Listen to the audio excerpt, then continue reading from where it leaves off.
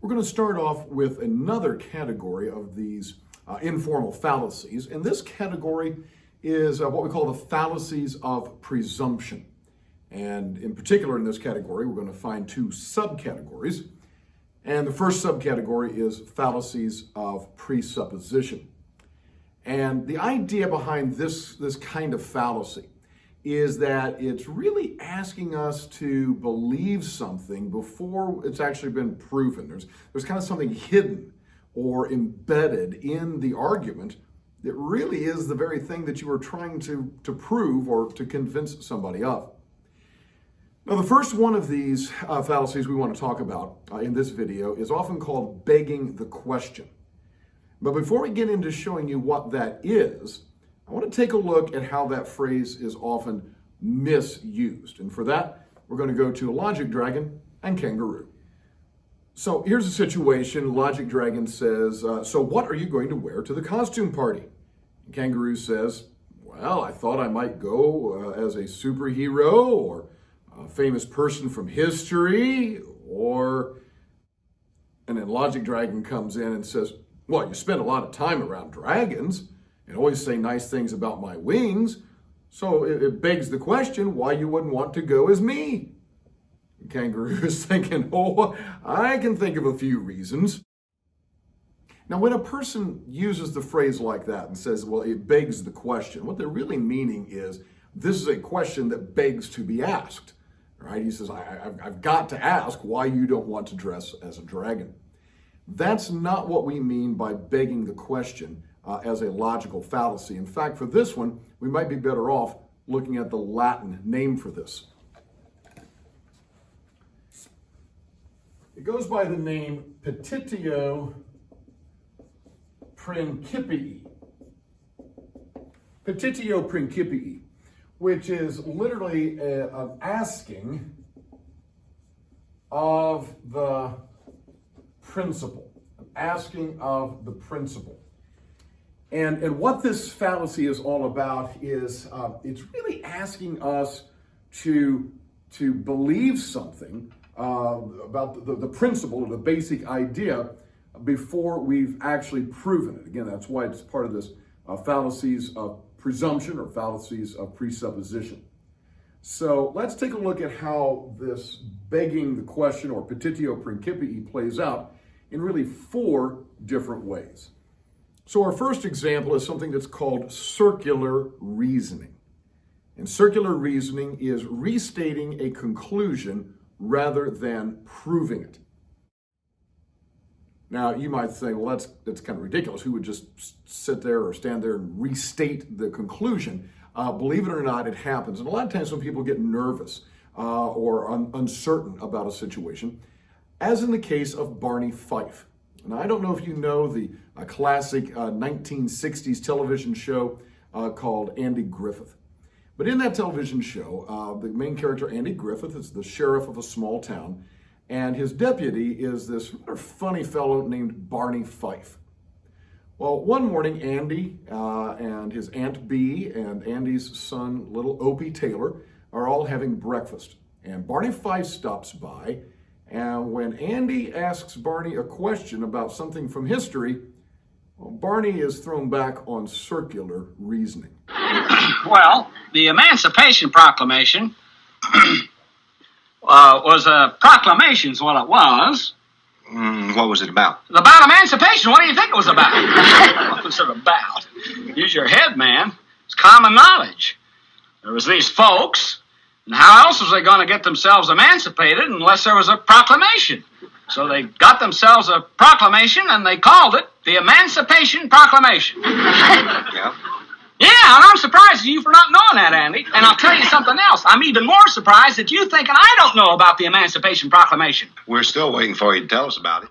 So as you can see, the circular reasoning really just goes back on itself, right? It's just is restating something rather than actually proving it.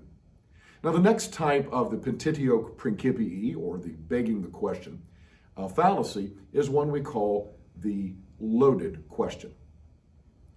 A loaded question is one that is loaded with an assumption. There's a little bit more in the question than really meets the eye. So here's a couple people, and the fellow in blue says, "Have you stopped lying to your parents?" And the little fellow in green says, but I don't lie. And the woman in yellow says, "Just answer the question." And if you look at that, you realize that question, "Have you stopped lying to your parents?" is really loaded. There's more in that question because it's a yes or no question. But the way it's phrased, if the fellow in green says yes, then that means he's admitting to having lied in the past. And if he says no, then he's admitting to still lying. Even though the case is he doesn't lie at all, but he can't answer what he wants to because the question has been loaded against him. Now, the third type of begging the question is the loaded definition. This involves defining a term by assuming the conclusion that you're trying to prove. And again, you can see how all of these are somewhat similar, but this is specifically about a definition. So consider this situation. We have three Romans that are standing around talking, and the one fellow at the top says, "Well, a true Roman citizen wears a toga. Since Caesar is not wearing a toga, he clearly isn't a Roman citizen." And he's really just kind of repeating this definition about what a Roman citizen is and not really proving anything, because the fellow in blue there, he says, but aren't there other ways to prove you're a good Roman? Caesar did lead our armies. What, are you going to stab him for not wearing a bedsheet? Of course, the other fellow's saying, "Stab him. Now, why didn't we think of that?" Of course, making a reference to history and Brutus stabbing Caesar on the Ides of March. And our fourth version of this, begging the question, is called the loaded label. This involves using a label that assumes what you are trying to prove. Once again, kind of getting ahead of the situation by just assuming the conclusion rather than actually proving it. And here we've got a scene from Elf, and one of the elves is saying, "Well, Buddy is a cotton-headed ninny-muggins who can't make toys." And the other elf says, Now, that's what we're here to decide, whether Buddy is in fact a cotton-headed ninny-muggins." So as you can see with the loaded label, the elf in blue there was really just already assuming that Buddy is a cotton-headed ninny-muggins, right? She was already just building that right into the label. He is this thing, when in fact, that's what the elves were there to try to decide.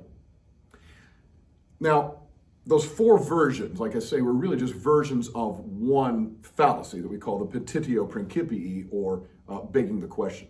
Now, our next type of fallacy that falls under this category of the fallacies of presumption or fallacies of presupposition is called the false dilemma or bifurcation.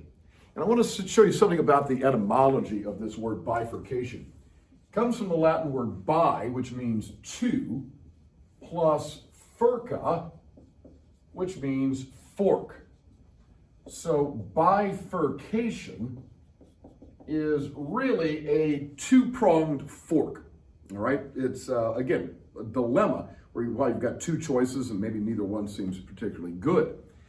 But before we get into the fallacy of this, what we call the false dilemma, let's recognize the fact that sometimes there are real dilemmas in life and they're legitimate, right? So you're in a burning building and the only way to get out is into a river filled with flesh-eating piranhas, okay? That's a real dilemma, right? You stay in the building, you might burn to death, you jump out into the river and the piranhas are gonna eat you. So that's a real dilemma. What we're talking about as a dilemma is where someone presents only two options, when in fact there really are others. So again, the real dilemma, you're the fire burning house, there's the river with piranhas, and that really, those are the only options. False dilemma is when it's presented as if there are only two options, but in fact, there are others. Bifurcation is when only two options are presented, despite others being available. And once again, we're going to go to Logic Dragon and Kangaroo, and Logic Dragon says, well, even if you don't dress as a dragon, you can still go to the party with me. It's either that or cry yourself to sleep from loneliness. And Kangaroo says, or I could go for a hop, read a book, listen to some music, practice the violin. And you see, there are a lot of other options. Logic Dragon is presenting it as a false dilemma, as if there were really only two. So really, the petitio principii and the bifurcation or false dilemma are both fallacies that really build too much into what's being said and really are making assumptions about the conclusion rather than trying to prove something.